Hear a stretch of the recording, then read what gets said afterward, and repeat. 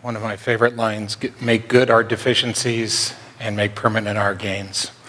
Good morning, everyone. My name is Gary McSweeney. I'm a teacher at Living Wisdom School, and this is Swami Chidambar, my dear friend that we used to be property managers together many years ago.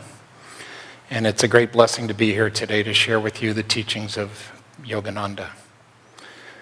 I wanted to begin with a story that Swami Kriyananda used to tell. It's one of my favorites. It's about a young man who seeks out his spiritual teacher, his guru, and he finds him, and he asks if he can live in the ashram and will he accept him as a disciple. And the guru meditates briefly and says, yes, I will accept you. So the next question is, what can I do? And the young man asks the guru, what can I do to help around here? And the guru says, well, we need firewood. We always need to keep the ashram warm, and we also need to cook, and we also need water. So your job is to gather firewood and haul water. So the young man says, great, I can do that. So he goes out into the woods, and he finds firewood, and he finds a stream, and he hauls water. And he does this for days, and he does it for weeks, and he does it for months, and he does it for years. And then one day, he's walking along the path, and he has his water and his firewood, and he stumbles on a stone, and he falls down onto his knees, and he falls right in front of a stream. And there's a pond there, a little pool of water, and he catches a reflection of himself. And he's shocked because his hair has turned white, his beard has grown long and matted, he's turned into an old man. He didn't even realize it. And he's struck by how little his life has really meant. And he starts to cry. Just then the guru jumps out of the bushes, runs over, catches the tear on his cheek, and he says, oh, don't you realize that someone as spiritually advanced as you, if you were to cry, if one of your tears were to touch the soil, there would be famine here for 7 years. And the guru touches him on the chest, and he goes into samadhi. So we love stories like this, devotees, because who hasn't at one point or other felt like, what is it for? Am I making any progress? What are my efforts all about? And so this story gives us all hope. Last weekend, we had quite a weekend here. It was Guru Day on Saturday, followed by our Free and Clear celebration on Sunday at service, where we walked around the perimeter with the bust of Master spreading flowers. There's still rose petals throughout the whole property, and I, for one, am going to leave them there as long as I possibly can to remind me of that event. And when Asha got up here to give her talk, she doesn't usually, but she looked back a little bit over the history of Palo Alto, and I was taken by that, and I wanted to share a little bit of the history of Ananda with you all today in order to tie it into this theme of self-effort too is needed. So Ananda started in the late 60s, and when I say Ananda, I meant the Ananda farm up in Nevada City. And from late 60s, I'd say, call it the 70s, it was all about establishing what a World Brotherhood colony was. There was none before it. And it was up to Swami Kriyananda, the founder of Ananda, to get it established. And a lot of people, young people, were enthusiastic, and they had a lot of ideas about how the community should be. And Swami, amongst his many talents and genius, he was an incredibly patient person and a wonderful leader, because he did not impose his will on new people that came, but at the same time, he guided the community in the direction it had to go in order to be a World Brotherhood colony. So that's what the 60s and the 70s were about. Towards the mid or late 70s, there was a fire after all this work, and it took a lot of work. I went up there in 76 for the first time, and it was still pretty basic, but it had already come a far way. The physical structures, everything was just built through young people working really hard with very little money. So the 70s came. Towards the end of the 70s, there was this move, an outward move. A fellow up in Sonoma County offered a piece of property to Ananda called Ocean Song, gorgeous piece of property. He couldn't quite get a community going, and that's what he really wanted, but he had the land. Ananda knew how to do community, but we didn't have the money, so it seemed like a perfect fit. So he approached Swami, invited Ananda to go up to Ocean Song and start a community. So Ananda sent some people there, and that's where I entered into Ananda. I got to live there ever so briefly. That was late 79. About that same time, Ananda started opening up city centers. There was one in Atherton, right up the road. There was one in San Francisco, Ananda House. There was one in Sacramento. So we had these ashram-type buildings, usually large homes in order to accommodate enough people, and we would all live together, meditate together, and it was the first time where Ananda was defined as something different than the village. Could you have an Ananda in San Francisco, in Pacific Heights? We had, after Ocean Song, I moved to Ananda House, so I can speak about that ashram. Chidambar lived in Atherton. But Ananda House was a beautiful 5-story mansion in Pacific Heights. Gorgeous, huge windows that looked out on the Golden Gate Bridge, the Marin Headlands, Alcatraz, Angel Island, all the way over. Just a gorgeous home. And we had 25 people, upwards of 25 people living there, and it was magical, and it was fun.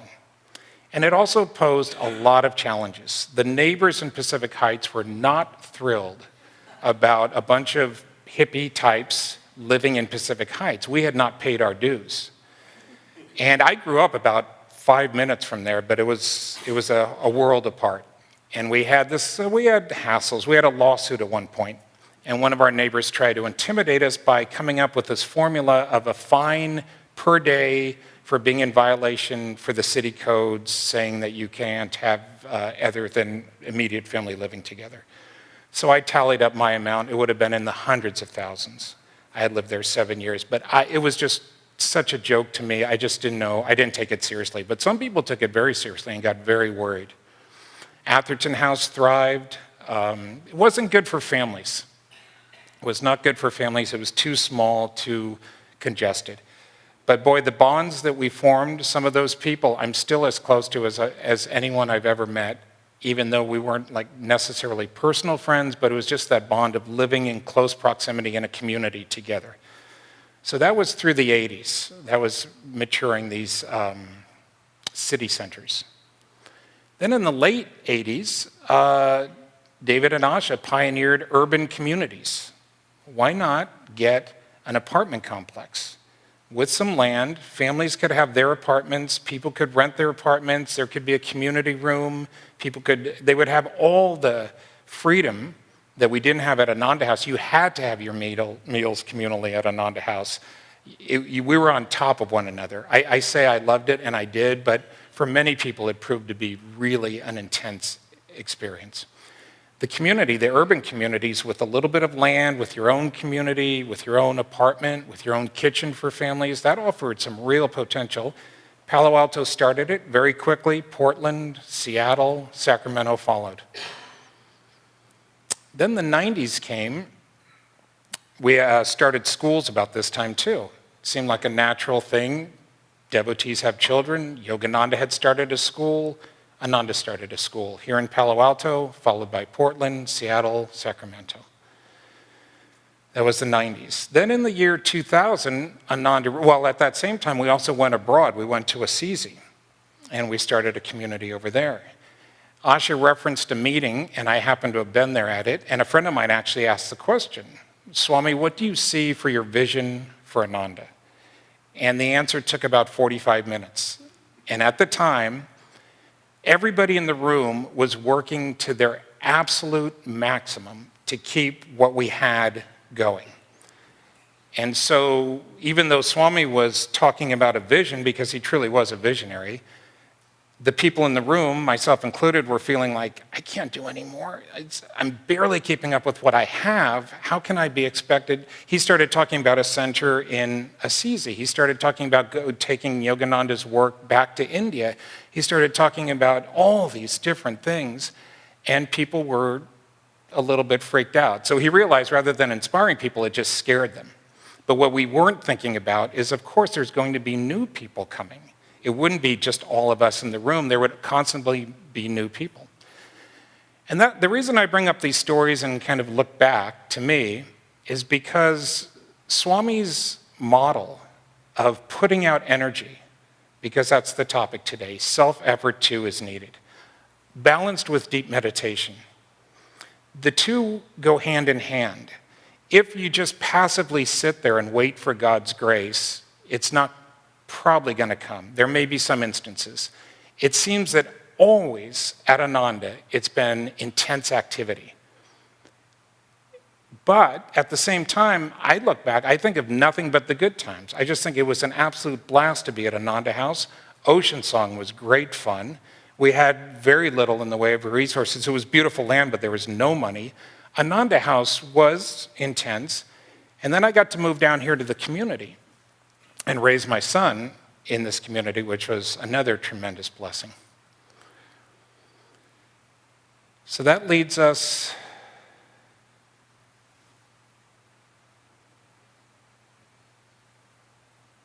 I'm drawing a blank. Living Wisdom School.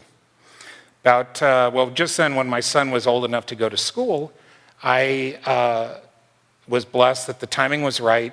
Living Wisdom School was starting down here. So from day one, my son was involved. And what I saw through that was these teachings applied to very young souls and the miracle, the transformation that can happen in people when they apply these teachings. And I can give you 2 examples from this year. Every year at the end of the year, we have a celebration where the teachers have gotten together ahead of time, and we've decided on one quality that each child in our school might have grown especially in. Maybe kindness, compassion, willpower, joy, musicality, poetic expression, mathematical expression. And we tell the child, this is a quality that we think, the faculty, that you deserve, and now we'd like for you to prepare a few words on it. From the very youngest, 4.5 years old, up to the 14-year-old middle school students, they get up here at the end of the year and say a few words about why they think they got the quality. We post these online because we have found that over time, it's one of the biggest selling points of our school. Because when you can see these children in their own words speak about their own experience and what they've learned about these different things, it's so authentic, it's so deep, and it's so touching. So the 2 students I'm thinking of this year, they both chose, independent of one another, the school rule, which is choose happiness. One of our school rules is choose happiness. Another one is be a loving friend. Use your will to create good energy. All the teachings, all the things that we talk about in Yogananda's teachings, but applied to children from 4.5 through 14. So these 2 8th graders got up, and they both said that when they first heard that rule, they thought that was a little weird. Choose happiness, basically. They said, you're either happy or you're not happy. You wake up in the morning, you're in a bad mood, you're in a bad mood. What can you do about it? So this one student, and there's a story behind the story, but I don't have time to go into that. He said, but you can't just say, okay, I'm happy. You have to put out some willpower. You have to put out some energy. And that's a really valuable lesson. So all those years, 60s, 70s, 80s, 90s, 2000, Swami was doing a few things. One, he was establishing a World Brotherhood colony, but he was always living by the adage that people were more important than things. We're in Silicon Valley. There's companies starting up all the time. They're doing amazing things. There is willpower in this valley. There is energy in this valley. People are working 60, 70, 80 hours a week. I will say, though, that there's usually, but not always, a profit motive in there somewhere. Like, if I work for the startup and it goes big, I read an article this weekend about a woman, she's the valley's latest billionaire, and she has a company that's going to do some sort of thing about blood tests, quick results, a real sophisticated blood test. It's going to be in Walgreens. She's a Stanford dropout. She's about 23 years old. Her company hasn't even come online yet, but they say she's a multi-billionaire. This valley has energy. But what Swami had to do was do an ashram, do a community, do all these projects, but with people in mind. People would burn out, people would crash and burn, and as Asha talked about last week, we had some epic failures, just epic. Financially, businesses just went kaput. People stepped into leadership roles, and frankly, we weren't ready for them sometimes. Swami asked me to be a center leader one time years ago. And when I told this fellow at Ananda House, and he said it with a straight face, and he didn't mean to be rude, but he just said, they must really be scraping the bottom of the bucket. I'll never forget that. The path is humbling, if nothing else. So self-effort, too, is required. And I've noticed that, when we have a success like the Free and Clear campaign, that to me, when I first heard about that, I thought, okay, 15-year plan. Shanti Asha said, no, we're not thinking 15. I said, okay, 10. 10 is a worthy goal. That's $100,000 a year plus the interest. No, we're not thinking 10, not 5. Shanti's threw out 1. So we didn't do it in 1, but that was an amazing accomplishment. Just simply amazing. I was over at the farm recently, and I remembered, I look back, I know a little bit about farming, and I see the potential over there, and it's immense. It's really immense. And I remember the first day we were looking at the property, and people were wondering if we could do farming on the slopes, going up the side, because there is terrace farming. I've seen pictures in the Indies and, different places, and you can farm. I'm thinking, we don't need to worry about going up the slopes. We have a lot of soil down, nice and flat. If we could fill that up with crops, there is so much work in farming. There's so much work in our school. It's wonderful, and there's always tests. There's just always tests coming because you're working with people. And all of the things that Swami talked about, people more important than things, really is a good way to run a company. It's not like Apple. It's not like Steve Jobs. It's not a company where people come together, and I'm not putting those down because there are some really, really altruistic people out there that are doing wonderful things and putting money aside, not making money their top priority. But Ananda is another game entirely because it's about helping people less fortunate than you. It's about working with people with their ability, as Swami worked with us all the years. That's really the key, is that he was training a whole generation or two of leaders. And I look at David and Asha and the way they run the center, the way they run the farm, the way they started the school. My hat goes out to them, or my hat goes off to them, because I then have to work with students. And I can't impose my will on students. It wouldn't work anyway, but I wouldn't even want to. It's more about drawing out from these students their own higher selves. That's why when that particular boy said that thing about choose happiness, I was just so happy, not for me, but for him, because that was a big test for him. And now he's going off into high school, and I'm thinking that could change his whole life. His whole perspective could be changed through these teachings and through the goal, the approach that we have to education, which is really basically Yogananda's teachings applied to young ones. Yogananda said that our spiritual enlightenment is 50% God's grace, 25% the Guru's grace, and 25% our effort. And of course, Swami would always add that 25% represents 100% of our effort. So as we go through life and through discipleship and through these many, many different activities, and there's more coming for sure. There's talk about high school.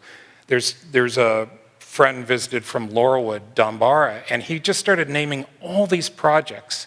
And someone said, well, when is it happening? When is it going to happen? He said, well, we're just waiting for the people to take them over. There's ample opportunity. But the thing that Swami used to always remind us, which I think is what saves Ananda, is that the real project we're working on is ourselves. It's not to build a big monstrosity organization with members and churches and outlets, and we're not going to measure it by numbers, but it will be through transformation. And I see children in our school, and I've now been involved in the school directly since the beginning, but as a teacher for 14 years, it's just miraculous. It really is miraculous how people can transform. And what it takes is that self-effort. The last thing I was going to say in closing was something that Swami used to say, because when you do a free and clear celebration, you have to celebrate. It's amazing. I used to notice the real enthusiastic applause we would get every time that David would put a piece up in the puzzle. What's a little bit tougher, and it's good to give that to God. At the end of the day, on Sunday night, we had a great celebration, but I thought, God, this is your church. It's all yours. What's a little tougher is to give God our failures. And the failures are inevitable on the path. If you're striving for perfection, if you're striving to do a school, if you're striving to run a business, if you're striving to be, wonderful in your relationships, whatever it is, you're going to fail. And it's a really good skill to develop, to give those to God as well. And that's what the Gita reading was about today. He's going to make our gains permanent. No effort on the spiritual path is ever for naught. And that's the opposite of the world, because people want security now. That's what a lot of people are really striving for. IRAs, KIOs, own their own home. There's nothing wrong with that. But it's very difficult to have any sort of security these days. But on the spiritual path, I've noticed over the years, just little by little, old fears and things that really used to be able to get me. Not so much anymore. I've discovered new ones to work on, so it's not like I'm running out of projects either. There's always new projects. Thank you very much.